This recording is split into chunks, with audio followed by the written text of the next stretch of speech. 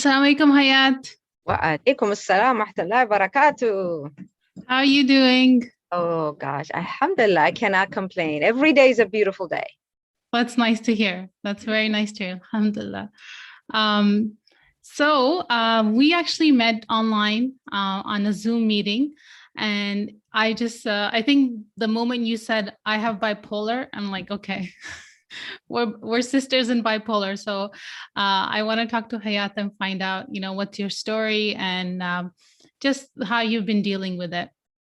So before we start, I'm just going to read your bio. You sent me a blurb, so I'm just going to tell my audience about you, a little bit about you. So Hayat Omar Hubert, right? Okay, Hayat Omar Hubert is a community engagement specialist with a decade of successful experience in all aspects of event, program planning, development, and management. A strong believer in living a life of service that has no boundaries of race, creed, or religion. She works hard to take a stand for unity in the community, to serve and take part in forming alliances and partnerships to maximize resources and energy. Hayat regularly works in partnerships with other organizations to make a difference in her community, doing services such as cooking for the homeless, collecting hygiene kits, community cleanup. She regularly volunteers by participating in programs to empower youth. Her educational qualifications include an associate's degree in early childhood education, bachelor's degree in social science, concentration in sociology, and a master's degree in social work. Hayat enjoys reading and writing poetry. Wow, mashallah. You are pretty accomplished. Hello, inshallah, All right, so tell us a bit about yourself. All right, so I know, my name means life, and I am full of it and passion. Every day I'm just grateful. Like every day for me is in gratitude, and everything I do is being grateful for my family, my community, what I have, and sharing what I have, whether it's knowledge, anything I have, sharing with people and that's what I like to do. So I know you have bipolar. Do you want to tell us how you got it? What's your story? Yes. So it was very strange story. I was 9 years old. So I'm originally from Ethiopia. So my mom took me to a countryside to visit my grandmother. So I went with her and I saw one of my grandmother's sister. She was in her 90s. They were washing her body. She looks like, she was really close to death. And it really affected me. When we came back home, she died a week later.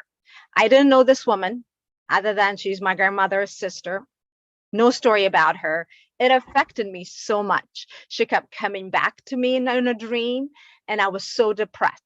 And I couldn't tell my family. So, what could I say? This woman died. I don't know her, and affected me. I didn't have words to communicate what that meant and how I was feeling. So I was just very emotional, very moody. So, and I didn't have the words to communicate to my family. So all my family knew was I was this difficult, moody child. So from 9 to in my early 20s, it's just like it was just emotional roller coaster of feeling and going down a dark, deep hole, the rabbit dragging me and not having resources or people to talk to till in college, till I got help. Okay, so there was a trigger that happened and Yep. then just mood swings and being very difficult. Yep. That sounds like my story too. I was always the moody one, just an explosive bomb. Yeah, but only to my family. Amazing. Yeah. At home, at school, I was the most vivacious. You could not tell that I suffer from depression. You wouldn't, any school. So it was really, I had this facade that I can manage it, right? Mhm. And there are things that happened in my life too that contributed. So when you have a victim mentality, when you are a victim of something, I think you attract. So one of the things that happened to me is I was molested when I was from different stages of my life. Oh, And really? so I think it just, you attract a certain type of people when you are in that stage. That's what I'm very much believer in, is you attract. A victim attracts abuser, abusers attract victims. And that kind of added to my depression, and not having the communication to talk to people about it, that makes it hard to. So that is very difficult. I'm sorry to hear that. Yeah. Yeah, yeah. Um, so you said in college you started getting help. Is that when you got a bipolar diagnosis or? Yes, yes. So I had so my manic, right? You go all the way up to the top of the moon and you crash as much as you're up, you crash down, and you know that feeling. And that's how it was. I mean, in my manic, that's my poetry, having the connection to Allah and my poetry, that's what saved me. And I had to, it came to the point, it came to a head, your mind will protect you to a certain point, and there it will come to a head, it cannot protect you anymore. And I got to that point, like, I cannot continue the way I am. So, and people say, Lan, there were people who were willing to listen and say, okay, something's wrong with you. Okay, what can we figure out? It's in medication. So, and I got on medication for a while, and exercise and doing and therapy, and all the combination of that, alhamdulillah. So what was that turning point where you said you realized your mind could not protect you anymore? And how did you come to that turning point? What happened that you had that shift? I would write diaries, so I can tell you, like, I don't know how to survive each day. That's what it would be like. I don't know how I can make it. I literally would, like, movies, anything the next day to look forward to. That's how it would go. Like, what can I to keep me alive, right? To just glimmer of, like, I was, okay, people I'm gonna meet. That's how I would measure the day. How I could do to survive. And my mind just couldn't function anymore. And they said, you know what? And there are people who watched me and say, you know what? There is help.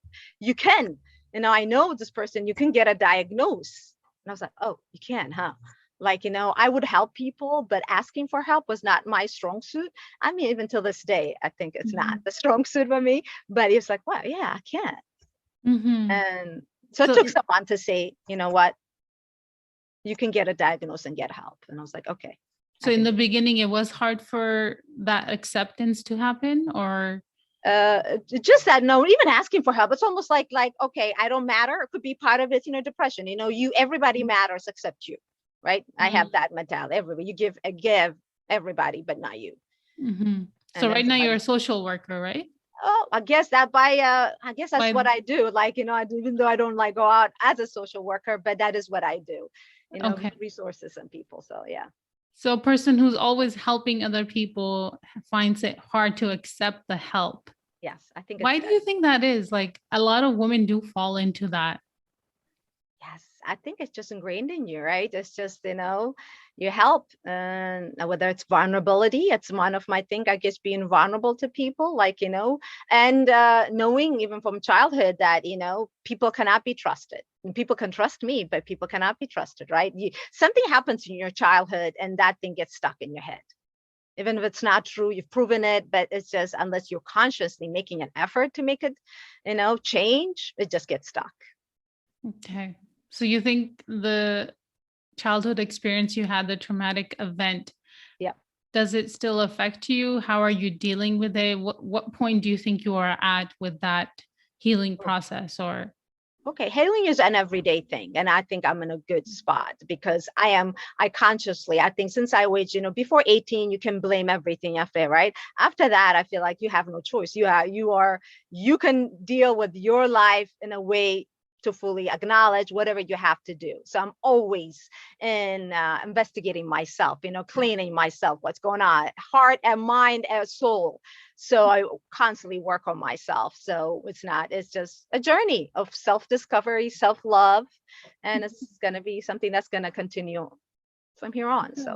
So is that with therapy? Are you still in therapy, or it's just no, I'm not in therapy anymore. So alhamdulillah, no medication, no therapy. So really? yes. Wow. So for me, focus, yeah. So I still recognize, right, the passion, like when you go, like, the signs, like, I still have my the moment will right before I go down the deep dark hole. If I recognize it, if I reach and I talk it out with my husband or anybody, then I don't go down that road. So it's not easy. Okay. Alhamdulillah, that's good you've gotten to that point. That takes time. Yes. Oh yeah.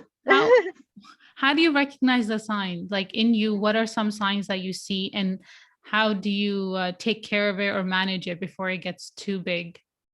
Right. So it's all about so emotion, people affecting you. So that's one of the things I work on is when people have anger, people have things, they have it, you don't, taking it on more than you can, right? When somebody's giving you things, it's not yours. It's theirs, their emotion, whatever they're dealing with, they're throwing at you. It has nothing to do with you. Now, having that boundary of, okay, that's your emotion, that's me, taking care of myself and where I'm at, and checking myself constantly. Like, what people say, letting it affect me. It's like, wait a minute, it's theirs. They have a right. People's opinion of you is really nobody's business. It's not even your business. People's opinion, this is their opinion. Has nothing to do with me. Great, they have opinion, wonderful, nothing to do with me, right? Having that boundary. I mean, it's a lot of work, and I literally work on it. Right, right now, so I'm in a point like, okay, it's great. Like everything is, I work on it. What I have, I recognize my weakness. Whatever I fall in it, I look at it and I say, okay, this is what it is. I don't want to go down to that route. I have a choice. You can know it as one of my favorite. You can laugh, cry. Emily Dickinson, or she said, when the world laughs, it laughs with you. When you cry alone. You know what? Wow, that is very telling. That is true. Yeah. So you were talking about anger and how not letting other people's opinions affect you. Yes. So let's say you're in that heat of moment and somebody is just throwing stuff at you, accusations or criticism. Yeah. How do you stay calm in that moment, or how do you make that choice to actively not accept, the bricks that they're throwing at you? What do you do in the moment? How have you learned to cope with that? Because I know with bipolar, anger and aggression and those mood swings, they're like an everyday battle. Oh yeah, don't I know it? I lived it for so long. So it's about really realizing nothing is wrong, right? No matter. It's how you listen to people make. And I was just in a 10-month program. So it's all about how you listen to somebody, right? Actually, your speaking is given by your listening, how you listen to somebody. So where that person's coming from, right? If you just think about, if you listen from, there's nothing wrong, let the person speak their mind, even throw at you, especially with my children, high school, teenagers, let them throw at you and say, okay, tell me more about it. Like, have you ever, there's this thing called recreating somebody. Somebody's angry at you. They throw at you and you say, okay, I got it. And if you say like, I got that, you are really angry about something that I did and I spoke to you in a way, the manner that really upset you. Did I got right? You're like, yeah. So you recreate somebody and their experience, my goodness, it disappears. And I do it with my child, and who is like, suffers with all kind of different type of mental issues, challenges, and stuff that I know so painful, but I just got to the point, right? This is not me. I give what I can give, and my child has its own journey to travel. And just recognizing and just interacting in a way that is not personal. Okay. It is not personal. Anything somebody says to you, and it's really hard to say, like, what do you mean? They're attacking me. But it is really not personal. People are speaking to you because of their pain, their experience. Really most of the time has nothing to do with you. When you recognize it, then you're like, okay, so what is it that you are speaking to me in so much pain? Like, what is going on with you that you have that anger? Instead of me taking your anger, boy, the freedom of that is so amazing. And I'm like, all right, this just, so that's how I really live my life, especially the past 3 years has been like that. Okay. It's just been like, oh. So just observing that whatever the person is saying, it's not about you. No, it's not. That is very like freeing, It is. Wow. The last episode I did was on anger, and I was talking about having that space where there's a trigger and then there's a reaction. So that is really true. Just observing, and you said recreating, right? Recreating. It's a powerful, powerful tool. You recreate that person, you recreate their tone, everything about them, recreate them. Okay. And you just, let them throw at you. You're like, tell me more. Listen to them. Like, I'm upset. Yeah, give it to me. Well, what else are you upset about? And then recreate them. Because most people don't feel heard. Yeah. I was just gonna say that they just want to feel heard. They want to feel validated. And when you do that, do you think they kind of let their guard down and they stop having like a attacking mentality, and they just they open up? I find that. Do you find that's true? Yeah, absolutely. They're like, oh, okay. Then okay, I can breathe and talk to you. I'm like, oh yeah, okay, you can. So okay. So I think one thing I have a hard time with listening to you and seeing that, mashallah, how you're dealing with it, is that when that person is, we're in the heat of the moment, how do I, that personalizing? Because I feel like when I'm vulnerable, when I'm not feeling well, I just absorb everything like a sponge. Yep. So, how do you maintain that? Like, I don't want to be totally checked out that I'm not even paying attention, I'm not listening. But at the same time, how do I listen without letting that affect me? Like, that personalizing. What's the train of thought in your head where you get that distance? Because with Right. bipolar, especially like when I'm in an episode or depression, my emotions are so messed up and so hard for me to manage that when someone comes with their emotional baggage, especially kids, right? If Mm-hmm. it's a friend or an extended family member, you can be like, okay, I'll see you later. I have work to do now, or I can't handle this. But if it's a child, or a teenager, what are you going to do? No, do the So, same thing. really? Without really, I say, I can't talk right now. Give me a moment. Absolutely. Oh, Yeah, I give me a moment. If I can't handle it, I'm gonna just recognizing, even if I snap out at the moment, right? I recognize it. You know what I did was not right. Give me a moment and I'll go back and I'll do it. And I'm human. So I will snap out. There will be times, but I have to go back and correct it and saying I did not handle it well. No, give me another chance and let's recreate that interaction because that just was not well of me. So even from when my kids were young, I always I would apologize for my behavior if it's not right, because as you teach them by how you are. And believe me, with even my kids, I take like mental wellness is very important to me. My house could be messy. And if I need a moment to read a book, I am all about that. Me time is so important. That's why I used to put my kids, early when they were young. All right, 7 o'clock, you're in bed. I don't care if you sleep. I'm just not available between this time and that time, not available for you. It's just literally like my moment is very precious. So because I needed that, it's just because I'm yeah. all there. And they know that there's certain things, talk to me in this moment. Like I can't. So I had to create that boundary. Mashallah. I hope I can get to that one point because I think I'm just setting down those boundaries. And Oh, you know what I feel? Sometimes I feel guilty that I'm not giving myself to them. I know. And that's a thing to deal with as a mother, where you Yeah. do help everyone else. And then when you forget about yourself, Yeah. your mental health suffers. And Yes. it's funny because you think you're helping them, but because you're not taking care of yourself, they suffer in the long run. Yep, absolutely. Absolutely. Absolutely. So I teach them and it's very important. And me time is important. They can have me time. Same thing with husband. Like that's our time. And it's just, and I have to come, you cannot be you have to take care of yourself. And then I know that. And I tell them this is important. And you take care of yourself too. You can have your own moment. Hmm. But me That, time is that's really precious. Yeah, that's an important thing to teach. Do you want to talk about your kids? You were mentioning that they have some mental health challenges or Yep. issues. Yeah, What do you my mean? oldest, yeah, my I'd love oldest to hear does. about that. Yeah, so my oldest does. So we're having severe anxiety, severe depression. Slightly could be in spectrum, possibly not fully, totally there yet. So we had different diagnosis and noise issue. That's called misophonia. Means you cannot eat or chew in front of people, so you cannot eat as a Interesting. family. What It's what is that? very Sorry. difficult. What, It's completely, it breaks down your family because you cannot eat as a family because noise, you cannot chew, you cannot make noise with your mouth. It is, what's the term you said? it's called misophonia. How do you spell that? Oh my gosh, I have a spelling challenge, so I could look Okay, it. I'm leaving you. misophonia. Okay, It's I'll called look. misophonia. I've So it's never a heard of noise that. issue. It's auditory, so even visual. So you can even if you, Interesting. oh my gosh. So it is, yeah, totally.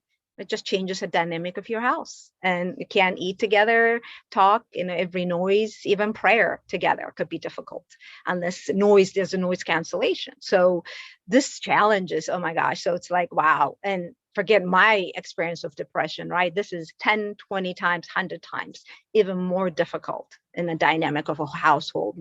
And it's been and very challenging. And I don't know the future of my child. What I can only, support and provide resources, but how my child is going to function in the world, it is very scary to see, to live it, and that I just leave it to the world and make dua. But it is very painfully challenging. When you see your child going through that, and Mm, do you feel helpless? You feel of worried, course. anxious Yeah, about the yeah, future? yeah. How's my child going to survive in the world? And I don't know. And I just hope the child will, and will look at me and say, okay, you suffer from depression, your grandmother suffered from depression, and I don't want to bring any child in the world to feel the way I do. And that's what my child says to me. And I'm like, okay, it's just what it is. That both of your kids who have And not the just the oldest, not my, I don't think my youngest. My youngest was very good lucky. So this one does, but it's just, and it's challenging, especially when people don't understand around you, right? When your child suffers and there's nothing, your child is your job as a parent, or I know, was just to love. That is all your job is. Not anything, not to change, not anything, just to love them through ups and downs, and just love them. And that's all. And once I got that is my job, because I'm a fixer, right? You fix things as a social worker. That's what you do. Want to fix. And when I realized it's just my job is not to fix. I'm not superwoman. Yeah, I'm not.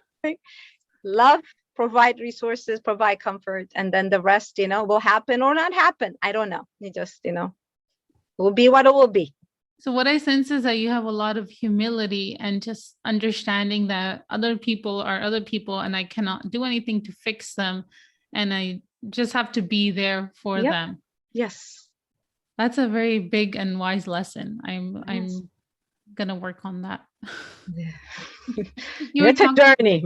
Yeah, it is. It never ends. It never ends. And I think when I would keep thinking that there should be an end to this suffering, that I should not have this issue anymore, especially with bipolar, I would say, I've had it for so long. Why am I still having the same triggers? I'm going through the same thing.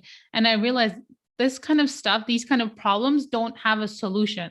There's some problems you can fix, done, and it's over with. But there's other problems that are just ongoing, and every day you just have to deal with it and just get better at it. Yep. It's called managing. That's what I said. Like right now, I can say I'm managing myself as a mother who is kind of upset, has a child who suffers from depression, right? I'm managing myself as that. So I'm recognizing what I'm doing. So each one, okay, right now I'm managing as myself who's busy, who has a lot to do, is overwhelmed, right? This is how I'm acting. And I look at it and like, okay, what is there for me to do or not to do? So it's constant of managing, and I'll just recognizing, okay, this is what I'm doing. This is how I'm functioning. And then I will decide, okay, do I like the way I'm functioning or not? I have a choice. Like suffering is a choice when you think about it. It really doesn't matter. When you have mental illness, it becomes hard, like when you do it. But when you think about it, even within that, right, you can still say suffering is a choice. Like I have a choice on what to do in certain things. Still recognizing I have this condition. Within even that, having the condition, I still have choice of certain things to do or not to do, because there's certain things within my child that I have to deal with. I'm like, each time I'll say, like, say, you know what, I have mental illness. Well, I will get that, right? I'm like, I get that you have challenges. I do too. There's still something in us within us, still the challenges that we can do. So not in giving that up, because once, giving yourself to a label, that becomes dangerous in a sense, right? So just distinguishing that, like there's even within that, I still have some choices. I'm finding what are they, identifying, and then maneuvering yourself to see what you can do. So suffering is a choice. So so when I get, I'm stuck instead of just, I'm not an effect of it. Like I don't want to be an effect of what's going on, right? So I don't want to be an effect of it. So I want to see what I can do about it. Like I'm not resigned. Yeah, that is very empowering, because I think with mental illness, once you get a label or a diagnosis, if you resort to thinking that my life is over, this is in control and everything, then you are definitely heading down, not a good path. You were talking about support. How has support been, not just, you having bipolar, but having a child or a teenager who's has their own issue? And I remember on the Zoom call, you did hint at the community, how it was not supportive. Or do you want to share about that? Do you want to talk about that? Like, if you're a child, like in any community, even my parents growing up, right? You cannot give what you don't have. Same thing with parenting. If you don't have it, you can't give it. So my parents couldn't give me the support when I was young. Now, mashallah, I have a beautiful relationship with my mom and things. But what it takes is recognizing someone, not being afraid of it, right? If you have an illness, it will be, you will catch it. And you're afraid of something you don't understand. And so I had to surround myself with people who knew, understood me, and can help provide support without judgment. So that judgment, and like, oh, I don't know what you got, I don't want it. There is a sense, I think some people feel that way. Instead of just supporting, like instead of saying like, what's going on with you? How can people don't say that? Very few people, when I was going through 3 years ago, I was like really in a bad place with my family. And I will tell you, like very few people could say like, what's going on? How can we help? And I am a person who's connected. And so like, even if I don't get it, I know where to get it. So I just can imagine some people who don't have that connection. How will they be? Right. And then like, where do you go? That made it really like, so that's why one of the things, creating the club and saying like, okay, how can we address that slowly, breaking the boundaries, the barriers, and the stigma? So what? I mean, say like, and I have no problem. I would talk about but people brush it out like, yeah, but people really think it's a choice in a sense of when you have the illness, how I behave about it may be my choice, but having it, same thing. Like if you have a cancer, nobody says to you like, oh, we got cancer, right?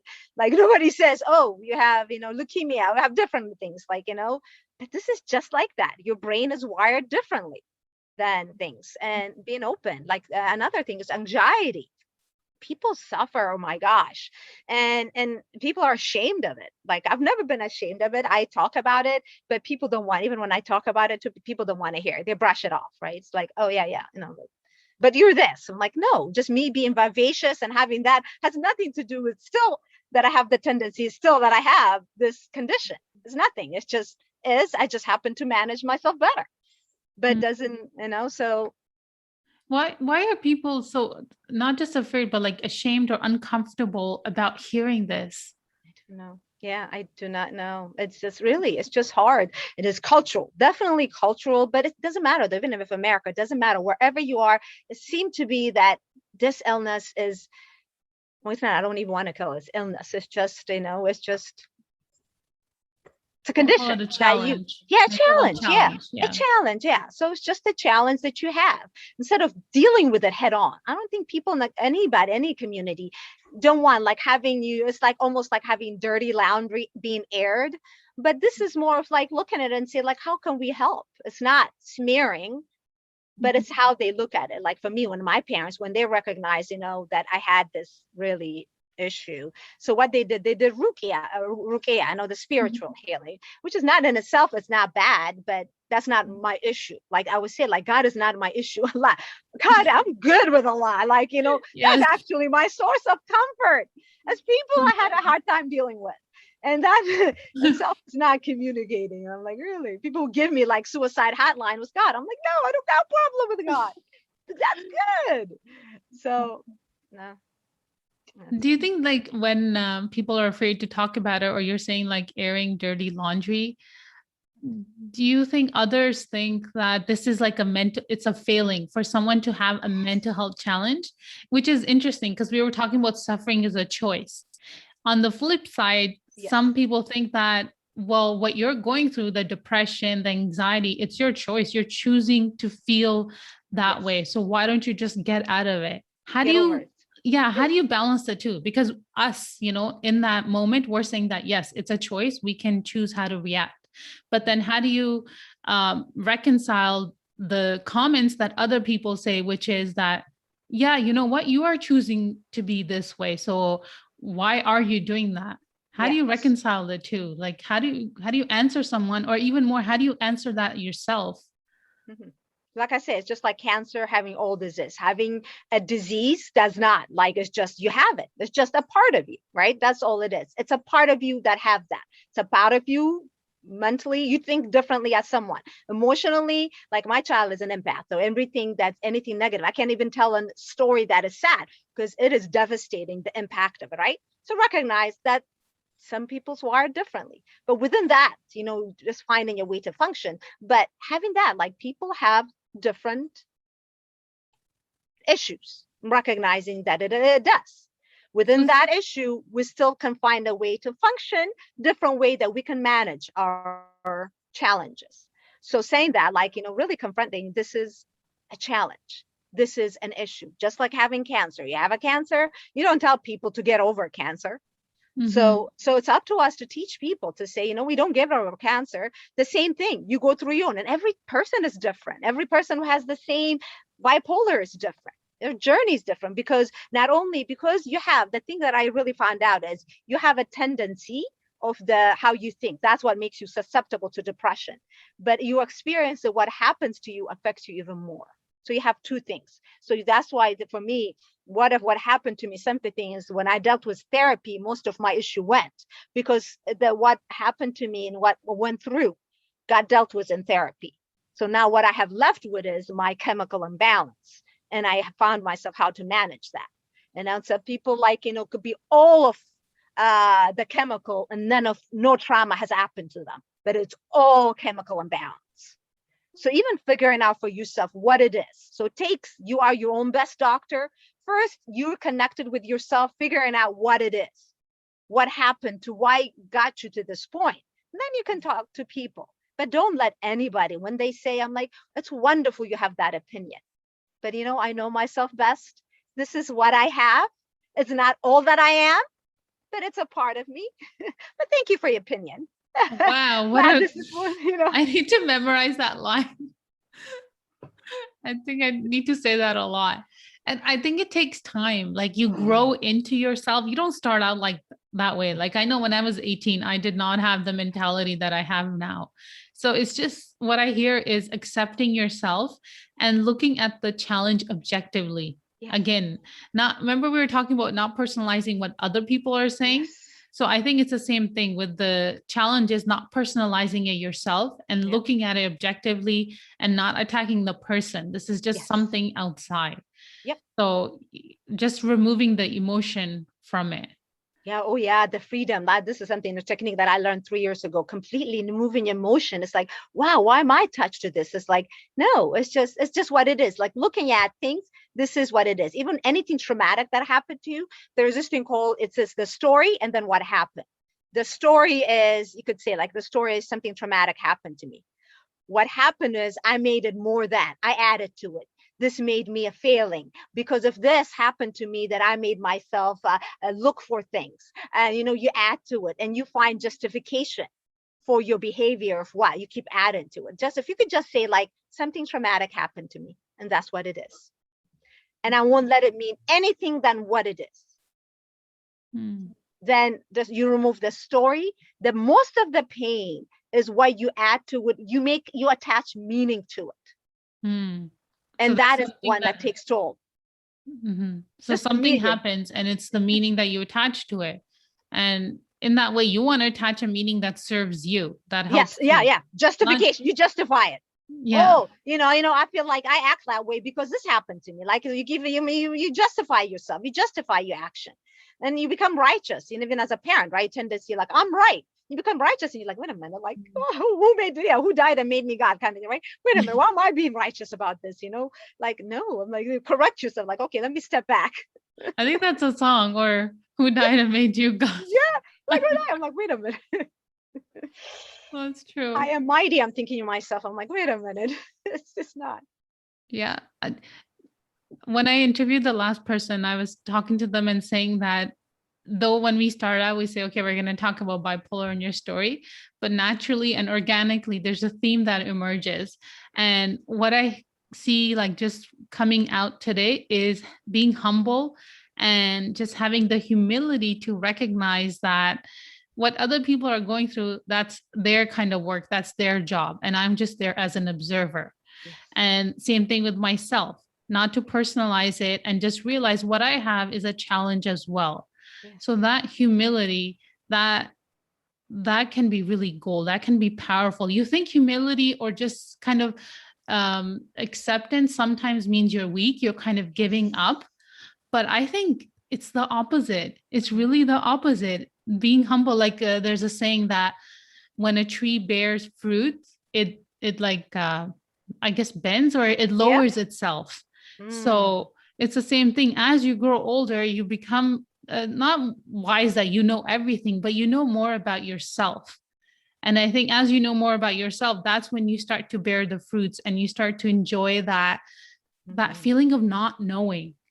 Like, I know I was very uncomfortable not knowing everything. Like, I should have an answer for this. Why am I feeling this way? I should know. I should know. And now, as I'm getting older, it's very freeing to say, I do not know. Like, my daughter will ask me endless questions, and I'll say, I don't know. I don't know. And I asked her, do you think mommy knows everything? She's like, yes, you know everything. You have all the answers. I'm like, no, I do not. I do not have all the answers. Yeah. So Yes. someone who is not at a point where you at, alhamdulillah, you, mashallah, you're in a very good spot. And what you're saying, it shows that it took you time and a lot of maturity to get to this point.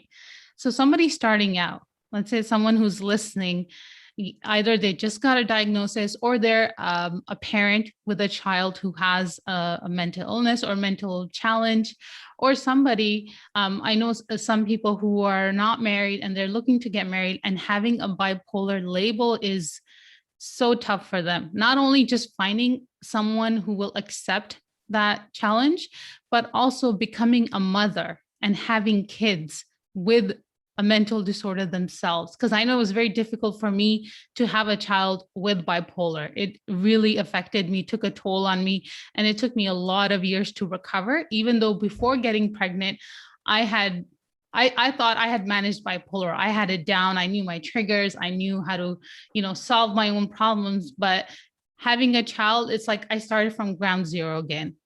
So what would you recommend? Just somebody who, I guess we can start with somebody who's young and they just got, a mental health challenge, and then we can maybe move to especially mothers who have bipolar, and either they have kids who have mental challenges or they themselves are not confident or sure that how am I going to have kids when I have so many problems myself? I know that's a big question, but it's a very, I think, important one. And I think, alhamdulillah, you are very qualified to answer that. Yeah. Yeah. First of all, like what I would say is you are okay the way exactly you are. No matter what point you are great. Where you start is exactly where it is. You are okay. You are good. And then all is there to do is how it's all about managing, like how you can manage. Most important thing is being connected to who you are, investigating yourself. The connection to yourself is more important than anybody at the beginning. Anybody. First is where you are, connect with who you are. And once you are comfortable in your own skin, so get to feel different things, right? Say different things, how you are, be comfortable exactly who you are. Because if you're not comfortable, you cannot communicate to your child, to anybody, if you're not with yourself. So most important work is with yourself, where you are. But first is recognizing you are beautiful, wonderful. Even with all the things that you think about yourself, everybody's great. There's nobody fixing you. You don't need to be fixed. Nobody needs to fix you. It's all about how you would want to live your life and how do you choose to live your life. So you just look at it that way, nothing to fix. If nothing else, the one I got the past 3 years is about fixing. Nobody needs to fix anybody. You are great the way you are. You are. Just your expression of yourself, how you go about it, you have a choice of how you can go about it. And that choice can grow. And it's a journey, and there's nothing to rush. It could take something a long time, but having been whatever you consider weak or wherever you are, you don't need to be so great at it to have kids or husband or whatever. You don't. You can, even where you are, anything being introduced, as long as you have your connection to yourself, you working on it, it comes out. Now when I had my kids, and I had a kids, what is that, a 26? This is what I have. And I'm very honest about with my kids and my depression. Each time I have, like, we deal, it's out and open. This is what it is. Are you kidding me? My husband watched me when I was in my low, having a knife. I know I wasn't going to do anything about it, right? And having it in my wrist, just having it. And I can imagine like him watching it, right? And then he's still like my husband. That's what I say. He knows the worst about me and still loves me, that is the greatest gift that you can have. So don't hide whatever ugliness, whatever thing you got. Talk about it. That's the most empowering thing is talk about it. You know what? I have this. I deal with it. People can surprise you. People will contribute to you when you say things. And you find that not everybody will. Some people will shun you, whatever. You're still going to be prepared for it. Again, it's not about you, it's about them. But you have people who will say, wow, let me contribute to you. So don't wait to be perfect or whatever, because there's no such thing. So just wherever you are, just investigate who you are, and don't let that stop you from living your life. It isn't. It's just a small part of you. Don't let it be the whole you. So That's what I would investigate say. and accept. Yes. I love that because I think I've asked other people what advice they would give, and the first thing they would start giving like points, do this, I did that, you should do this. But the first thing, and what you continue to say was just accept. You do not need to fix yourself. No, no. You're perfect the way you are. Yes. And I think when you accept, then you start seeing things, okay, here's where I can improve. These things start coming to light. And that's where you start having the growth mindset, because Yes. you've already accepted yourself as fine. Yes. You're not flawed. So when Yes. you No. come, it gives you confidence. And when you Yep. have confidence, you're not afraid to look at things that need improvement. Even Yep. if you call it a flaw, you're not afraid, because it's not going to affect your base, your foundation, your core. How has I know you're saying you don't I don't have a problem with God, like I'm perfect with God in that sense. So like when people say like the ruqya thing you were talking about, how would, because I'm very big on that. I know if I didn't have my connection with Allah and the spiritual part, I would not be in this spot today with my mental health challenges and all the things, alhamdulillah, that I've progressed towards.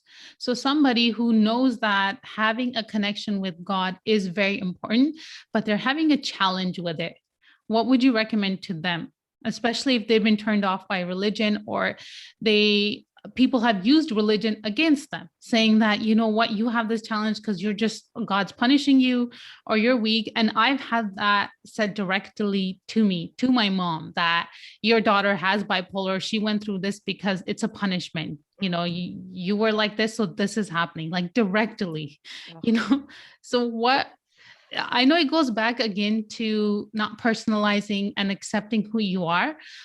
I still think it's hard still when somebody is in that situation. So what are some words of support and encouragement you can give them, based on your experience, and knowing that they are, they are fine the way they are, but still I think it's nice to get like a virtual hug, for yeah. them. So what are some supportive things you can say to someone who's going through that? Yeah. But I just love the way you phrased it. It's not a flaw. You're not flawed, right? You were created exactly how you were meant to create it, and you have the issues exactly you're meant to have.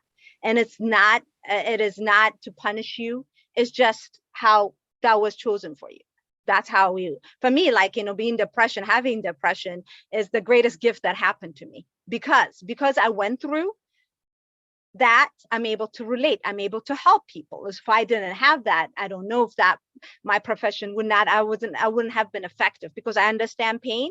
I deal with people pain. So it is, in a way, whatever you're given, it's a gift, even it doesn't feel that way. It is a gift that you were given. And it's not because you're punished, because part of my faith that helps me is, I already told you, he will test you. It's not because you are flawed, there's nothing wrong with you, you'll be tested. My goodness, if all the prophets, if you could just look at all their life, what they went through, like even with their kids, like they went through that, like who am I to be exempt, right? So it's part of life. That's one of the things that I'll tell my kid is being tested, having things thrown at you is one thing I can guarantee you. Challenge is one thing you will be guaranteed in life. So it is part of the course. So it's how you get to be when you are faced with that is what we get to work on. So who you get to be. So when somebody insults you, who do you get to be? So do you get to be like, wow, okay, and just rise and say that to them? And it takes a whole lot of work, but it's just an opportunity for you. Who do you get to be in that moment? And discovering yourself. Just think about it. It's like, gosh, you're in a journey to discover. And you can have within that pain, whatever you're going through, what will come out of it is something beautiful and amazing. And I just say, like, whatever you're going to, you are beautiful and wonderful where you're at. And when you come out of it, that butterfly, just you are in the cocoon, chrysalis encumbered, is that painful stage. And I know how it's like, but you will come out that butterfly, and you will spread because of what you've been there. You can Mhm. do more beautiful things. So in a way, you are blessed because of that, even though it doesn't feel like it. Mhm. But it will come to the point, and I promise you, you will come to that point. Well, that With is very, support, though, find it. yeah. Yeah. That's comforting to hear because I remember when I was starting out, there were some key people who came and said words like that to me. And I took it to heart because I knew they had gone through challenges like mine, similar to mine. It wasn't just kind of a fake positiveness, Mm. or the like naive optimism where a person has no idea what challenges you're going through and they just try to throw this positive vibes at you, but they don't really know. They're not acknowledging the hard things that you went through. So I see you doing that. You're saying accept yourself and work on yourself, but you're Yes. not ignoring all the hard work that's involved with it, that it's Yeah. still there. It's there, and So you're worth it. So that's what you have to say. I'm worth it right now, and I'm going to get to work on it. And you get to decide. Nobody gets to decide how you get to work on it. If you want to be curl up in a feet up position and I'm going to cry today, and that's what you're going to do. Nobody gets to define your recovery. You get to decide it. And that it can could be take really you, fun. yes, yeah, Yeah, really. Get to it is. decide, how am I going to recover and how do I choose it? Choose your own plan of the road you path. Nobody should choose it for you. That's why, when I believe, your connection to God is so personal. Nobody has a right to judge anybody. Nobody knows what's inside of anybody. No, so only God can judge. Like so, and nobody should even advise. That's what we need to be careful of, right? Like I don't know what even to tell you what works best for you, other than you listen to your own thing Mhm. and look at what's around you. Ultimately you get to decide what road you want to take. Gosh, Allah gave us a choice, believe or not to believe. It's your choice. It's mine. So that's why with parenting and everything, it's really a choice. I'm just showing you this is the path. You want this way, here it goes. You want this way, here it goes. Mhm. And you get to choose it. And you got Nice. nobody to blame but yourself, Yeah. right? At the end of the day, you're like, I chose Yeah. it. That's what I wanted. Even, when I believe you, and even when I need to get married, like I had a 19, right? I had all this stuff that I saw so many bad marriage. And I would each my salat, I would say, God, this is my list that I want. If I'm not happy, I don't want it. And this is my choice. And like, blah, blah, blah. I make a list, in the universe. You send it out. That's what I want again. And I would need to choose it for me. I like that. You get to choose your path, and in that, you can have a lot of fun Yes. because you get to decide. Um, did you also take the mental health first aider course? That Yes. certification? Yes. Oh, yeah. Actually, with that same lady, I want to do a whole 5 week seminar with people want to do Oh, suicide really? prevention, recognizing. Yep. And we are Oh, thinking that's of doing that. great. Yeah. Yep. That's what we're going to do. Yeah. It was amazing. So can you just tell me a little bit? I took the certification recently. Awesome. So, and it was Rizwana who actually Mhm. referred me to it. So it was really good. Um, can you tell like what's the benefit of taking that and how has it helped you? And if you want to just give like, a 2-minute nutshell of what it's about. And like you can talk about maybe the LG method. Yes. Okay. All right. So just recognizing. So as a mental health editor, it's about recognizing, right? You're not recognizing and providing resource for people, and that's what all communities should have. When you see something, you're like, oh, okay, there's something that is not right that could be help you. Recognizing, okay, do you need resource? Do you want help? First, even to ask, like to say, right, what do you need from me, without judgment? Is there something I can help you with? And they get to decide, like, I can call for you, I can provide this, I can call with you. What is it that you want? Because ultimately, I want the best for you. So you're not putting your own thing with them. So as a mental health, just like you're giving CPR to somebody who's dying, someone who's dealing with a mental health challenge is dying inside. And it's just like, and you recognizing, saying, you know what, I recognize that something is not quite right. Just stepping in and said, what can I do for you? And that is really mental health aid, or that's what it provides, recognizing and saying, ooh, what resources and how you can go about a different way. Because not even there's one method, right? You can say there's different ways how you can go about it with the help of the person who's dealing with it. You let them lead you. Because we don't know, we're not perfect. We don't have the answers. I don't have all the answers to anything, right? But you can provide, people That's why in partnership, I always connect. And that's the reason I could connect with this lady, is because of my club that I do with the Lions Club, which is the larger service organization. That's the reason I am part of it. It's because resources maximizing. I invent the wheel. If I need something, I go to this person. I need something, I go this. And then community connected, because nobody needs to suffer alone. We can help each other. I wanted to ask you about that. What are the resources you offer? So the resources, like, we have, like, MAMI is one of mental health largest organization. Somebody called me. So as a community engagement specialist, being out in the community, I get a lot of calls. Like, I'm dealing with this. So providing, like, I would have a resource for getting, if you can't afford it, giving you a mental health evaluation, getting therapy for free. Right? Somebody who's dealing in domestic with violence, having that resource. And that's what I collect. And that's why I work with different people. So to have that, all right. So when somebody calls me, I say, I can direct you. And their resources are available. It's right there. But it's about getting to the people who need them the most. And that's what, for me, was reaching out, is like, how can I reach people? What organization can I work with so I can give them this resource? Like, simple as when somebody doesn't have, I have a child, I need a diaper. I cannot pay my bill. Guess what? 211, you call them, you tell them your zip code, they can provide resources for you. How many people know this?